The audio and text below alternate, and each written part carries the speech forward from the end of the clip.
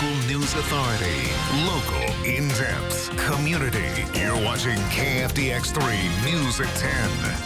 Hello, Texoma. Thank you for joining us. I'm Zach Verdilla. And I'm Lauren Linville. In light of what's happening, there have been so many warnings that holiday gatherings just aren't worth it this year. But despite that, millions are already on the move. And now one of our nation's most outspoken health experts is taking heat for what she did Thanksgiving weekend. Kathy Park has details. Tonight, holiday travelers packing airports from San Francisco to Houston, despite warnings from health officials to stay home. Wear a mask, watch your distance, wash your hands, avoid travel. More than 84 million will be on the move starting this week through the new year. Friday and Saturday, the TSA screened more than 2 million passengers. I'll quarantine. I mean, I work from home. It's easy. Meanwhile, backlash against Dr. Deborah Birx, the coordinator of the White House coronavirus response, breaking her own guidance after Thanksgiving, heading to her Delaware property with 3 generations. In a statement to the Associated Press, Dr. Birx said everyone belonged to her immediate household.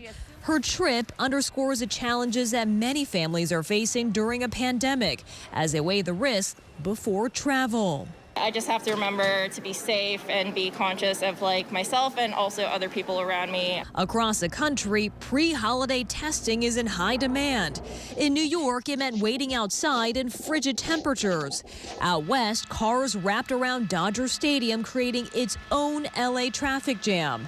And in Chattanooga, Tennessee, this line stretched nearly a mile. The CDC says testing before and after air travel can reduce the spread of the virus. So the agency recommends testing 1 to 3 days before your flight, plus another test 3 to 5 days after travel, in addition to 7 days at home. Many states now require a negative test or self-quarantine after arrival. Back here in Texoma, the Burke-Burnett Fire Department spent the weekend delivering gifts to local children. Officials say this is their 25th year doing the toy drive. The department delivered toys on Friday and Saturday. Still had a few deliveries left for today. Families that didn't sign up for deliveries had the chance to pick toys up at the library. Now, with some families needing assistance because of this pandemic, officials say they are happy to keep serving the community. It's part of our job to help the community. Everybody enjoys it. We get our kids involved, and they come out and give us a good hand and show them how to be good citizens and taking care of the community.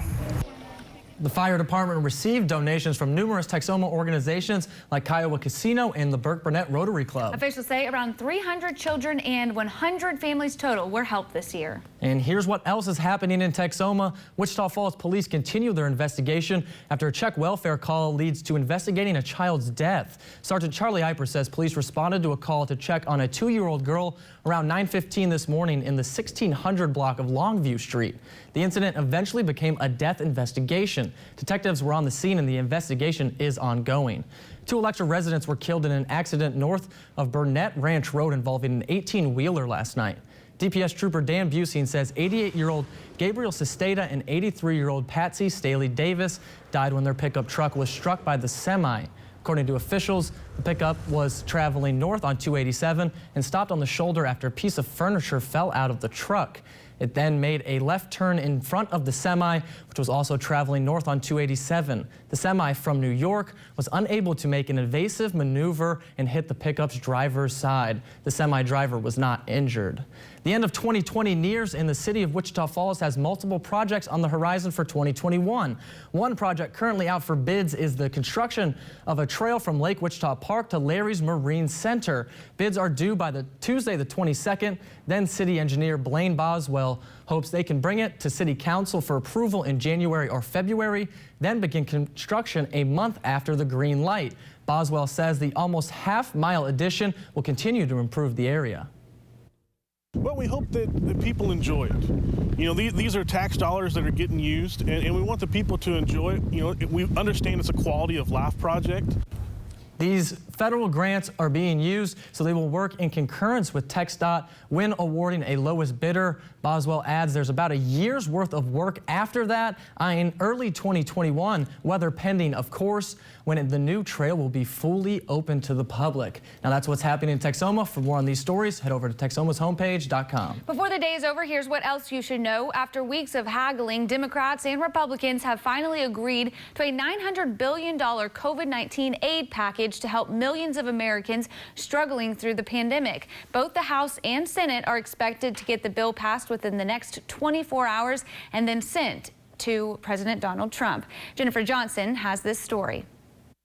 Working all weekend, Congress is delivering an early Christmas gift to millions of struggling Americans in the form of a $900 billion coronavirus aid package. We can finally report what our nation has needed to hear for a very long time. More help is on the way. The package is designed to be an emergency bridge through the first quarter of 2021. President-elect Joe Biden and leaders of both parties have said they intend to revisit COVID-19 relief in the new year. The bipartisan agreement is simply a down payment. It will establish a floor, not a ceiling, for coronavirus relief in 2021. The deal includes $600 in direct payments to qualifying Americans, an unemployment insurance bonus of $300 a week, more money to help small businesses pay their bills during this pandemic, and extra funds for vaccine distribution. Our purpose has always been to crush the virus, to put money in the pockets of the American people, which we do in this legislation. The bill is the second largest federal stimulus in U.S. history, but does not include additional aid to state and local governments. White House officials say President Trump will sign the bill as soon as it gets to his desk. Also tomorrow, President-elect Joe Biden plans to get the Pfizer vaccine along with his wife. The first shipments of Moderna's COVID-19 vaccine are on the move. Pallets of the vaccine were loaded onto this UPS plane at its World Hub in Louisville earlier today. It's one of just many planes and trucks set to deliver the vaccinations.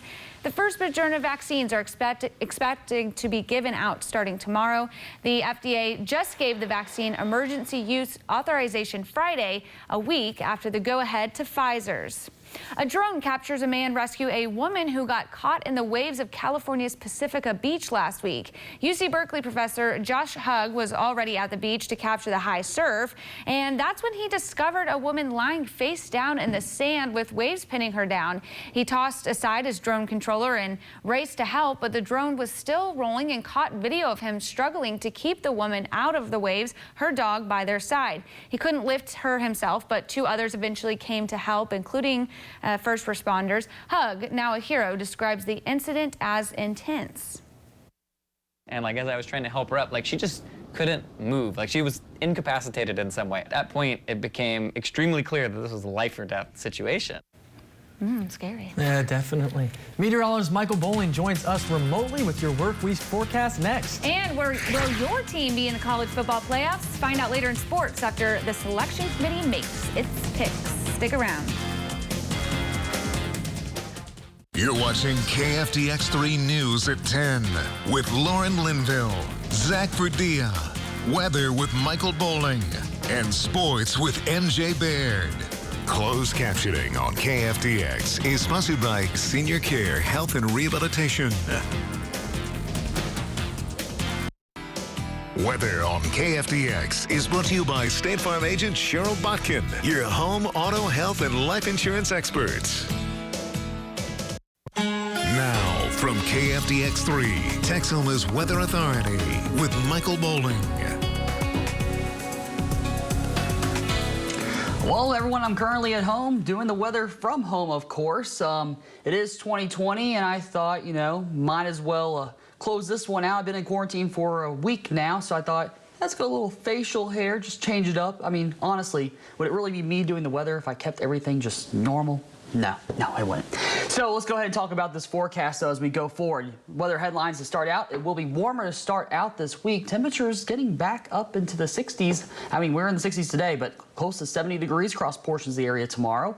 Getting up to 70, actually, for most of Texoma coming up on Tuesday. But we do have a dry cold front coming through for the middle part of this upcoming week. That's going to bring our highs back down, to the low 50s to high 40s for Christmas Eve. So fairly cold during the day there, and fairly cold, I mean really cold as we go into the night. We're going to be dropping down to the 20s for early Christmas Day.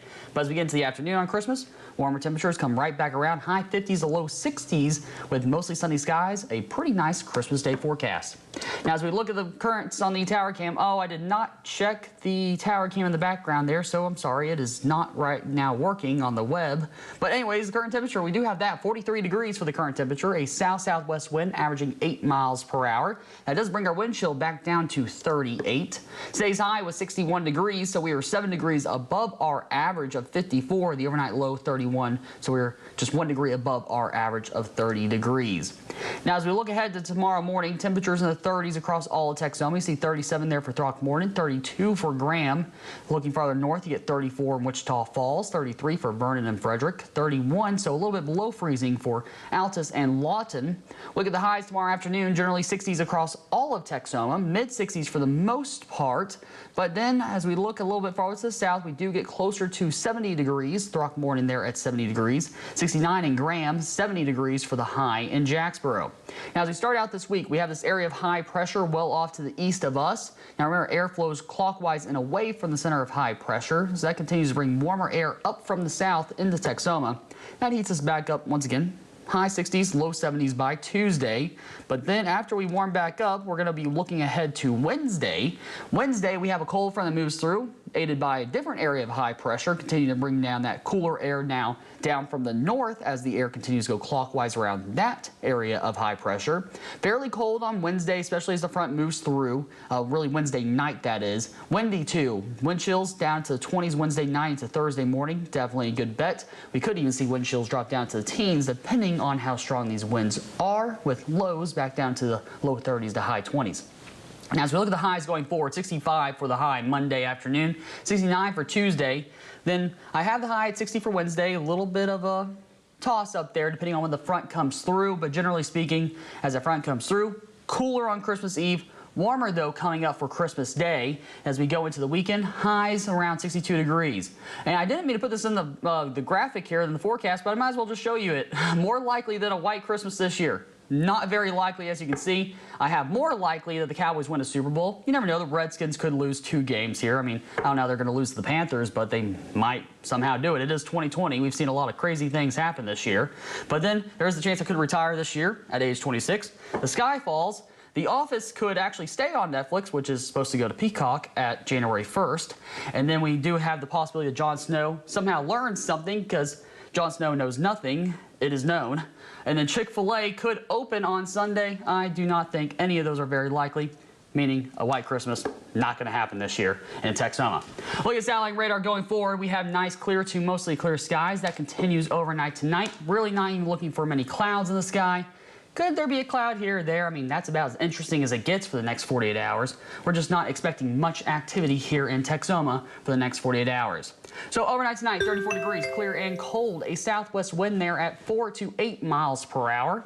Tomorrow, a high 65 degrees, sunny and warm. A southwest wind at 2 to 6 miles per hour. The 7-day forecast now, nice clear skies for the next few days. Windy once again on Wednesday. Mostly sunny skies to finish off the week. A few more clouds on Saturday, but once again, fairly cold Christmas Eve, but a little bit warmer with a nice day coming up for Christmas Day. The news will continue in just a couple of minutes. Now from KFDX3, Sports with MJ Baird. This Dallas Cowboys Report is sponsored by Patterson Family of Dealerships and Midwestern State University.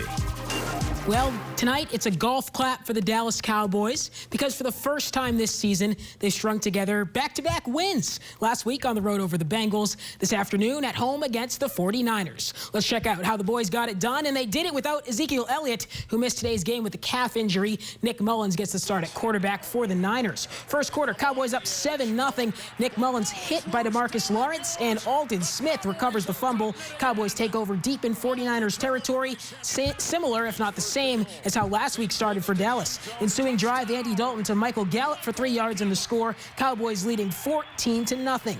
Second quarter, Cowboys up by 10 at this point. 4th and goal for Brandon Ayuk. He's in for the 2-yard score. Cowboys led by 3, 17-14 at halftime. Here in the fourth, 49ers down by 3 still. Mullins has a pass intercepted by Anthony Brown. The Cowboys would take over. And then 2 plays later, Tony Pollard playing today for the injured Ezekiel Elliott, and he has no problem with this run. 40 yards and the touchdown after shaking a few defenders. That was his second score of the game as the Cowboys get the win 41-33. Let's hear from Andy Dalton and Mickey Spagnola postgame.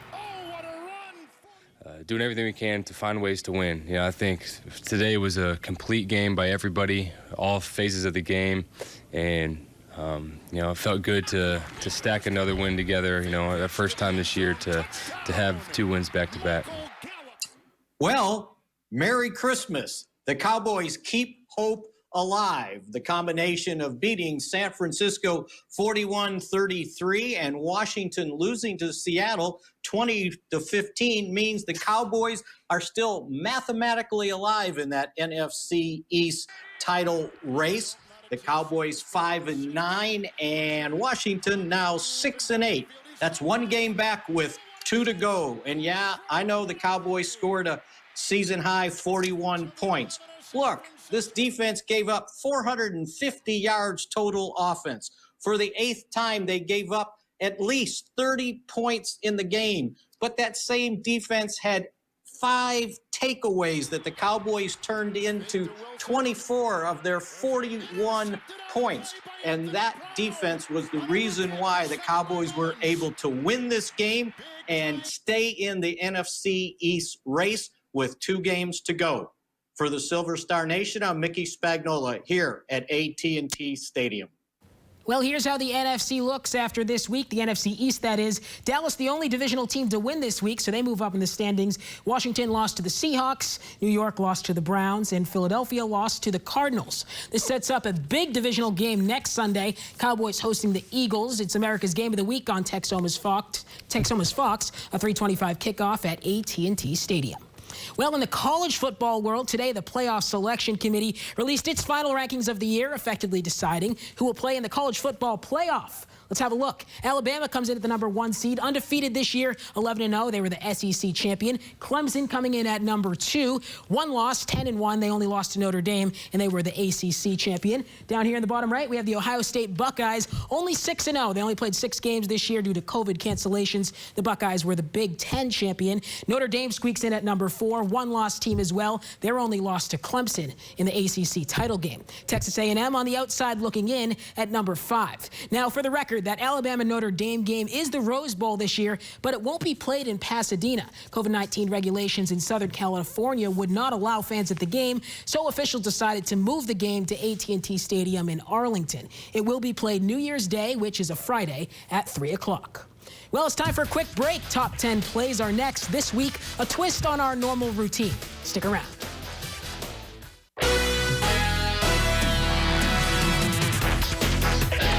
Tonight, a special edition of Top 10 Plays. If you don't know this yet, I will gladly tell you. The Windthorst Trojans are 2020 Class 2A Division II state champs. Tonight, we have a look at the top plays from Wednesday's championship game at AT&T Stadium. The Trojans taking on the Mart Panthers. Now, Mart was a 3-time defending champ, and this man right here was a big reason why. Rodrell Freeman, he was a senior quarterback on varsity all 4 years. Man, he's elusive, as you can see there. 65 yards on the touchdown run. He was looking for a ring all 4 years of high school, but Windthorst spoiled that. How about this wacky play here? Freeman rolls out to his right, looks to pass. The Windthorst pass rush is there, though. As he's going down, pitches it back to teammate Clydarian Campbell. He fumbles at the goal line. It's loose. Eventually, the Panthers fall back on it, and they would score a touchdown on the next play, but certainly one of the more wacky plays I saw in that game. Number 8, the Mart Panthers are punting here, but it's botched. High snap. Tristan Harding there to recover. Gives the Trojans great field position early in the game. Number 7, Mart in the red zone now. Rodrell Freeman going to keep it, but the Trojans punch that ball out, and Tristan Harding recovers once again. A huge defensive play to keep points off the board. As they say, turnovers are the ultimate equalizer.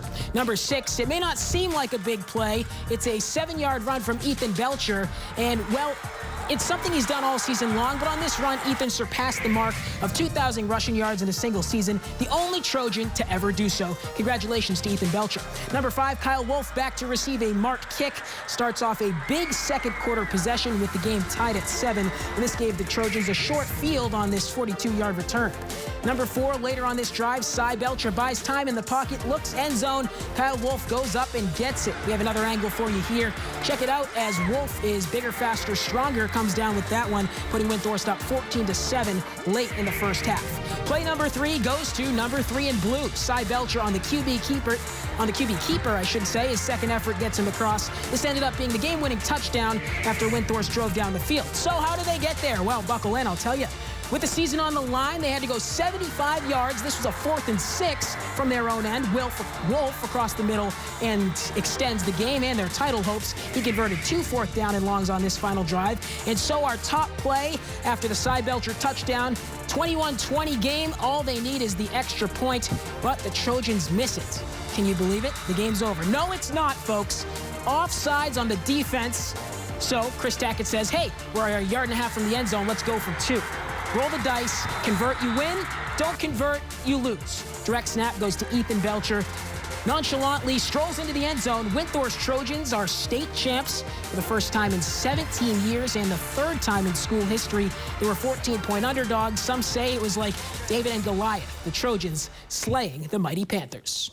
Well, this week's motivation goes hand in hand with the Windthorst State title. Remember, the Trojans were huge underdogs going into the game. Not many people within Texas high school football thought they even had a chance. Well, hard work beats talent when talent doesn't work hard. And look, don't get me wrong. I'm not saying the Mark Panthers didn't work hard. The 3-time defending champions got where they are because of hard work. But on Wednesday night at AT&T Stadium, the Trojans worked harder, and they wanted it more. This often translates to our everyday lives as well. Don't let anyone outwork you and have that hunger for success. Because let's face it, there's almost always someone more talented than you, but there should never be anyone who works harder. That's going to do it for tonight's Look at Sports. Don't go anywhere. We'll be right back.